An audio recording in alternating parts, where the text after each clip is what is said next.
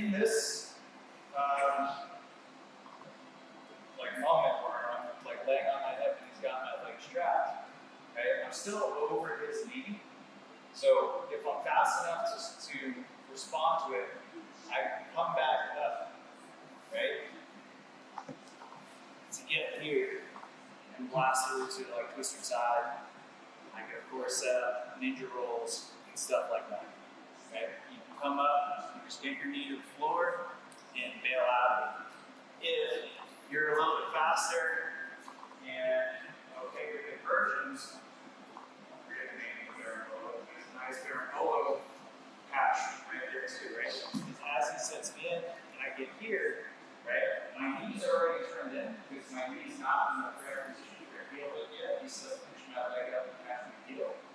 And he's elevated, I'm elevated. So if I roll through to ready, I'm going to end up on his back with Barambolo. Right? You don't have to take it that far because you can even just do like a half roll and then back up into twisted side or step up to twisted side. But we end up in a pretty good spot as the person on defense when we get caught here. You just roll right through. Right? Inside heel hook follow-ups that we did a couple weeks ago where I either go to like Tony Montana or 50-50 or double outside Ashi or kick over. And just tying that into the sequence we did today. So I'm just going to do the one where we're doing game over because it's probably the best one. But you can go to Tony Montana or 50 or something else. Right? So we get here, right? He goes forward, I go under, I get to this neutral position, I get him down to his hands, I go to the left, and we end up here. Right? So even as I slide up and I catch these toes, I recognize I'm not in an ideal position for an inside heel. I could create a position of knees, catching his foot, but he's already, going to be separating his feet and looking to escape out. But there happens to be a big chunk of space here.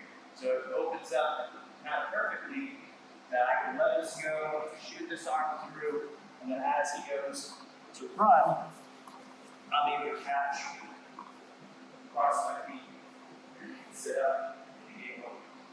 Okay? I can go with rolls, heel hooks, knee locks, whatever. I can go right into this lock nice and early. And again, you could go to 50-50 or any of the other follow-ups from there.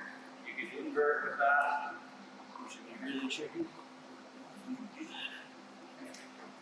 Get here, chop them down, leg it here. As I roll, okay, I'm waiting for that foot. And even if I miss it, it doesn't matter. So here. Okay. Again, you notice come out.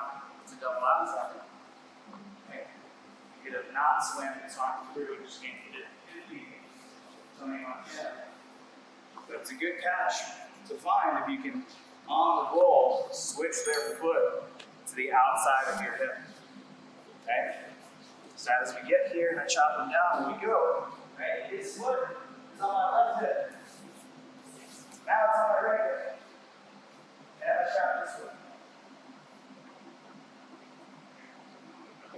Okay? Let's do it again, 50-50.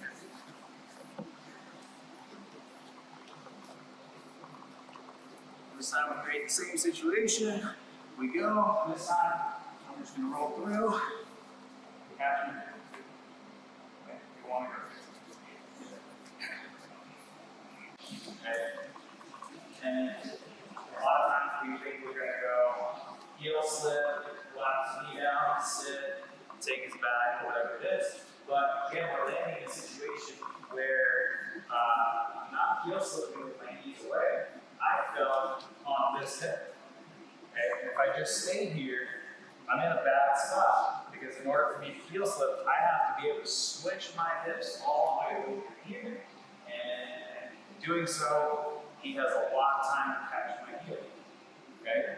But that's okay because when we're in when we're laying on this hip towards them, right? We can clear the knee, we can hit the berimbolo, we can hit that back step, or we can just drop our knee to the floor, right? Now, if he's here and I just push on his leg, I'm not going to get my knee up, right?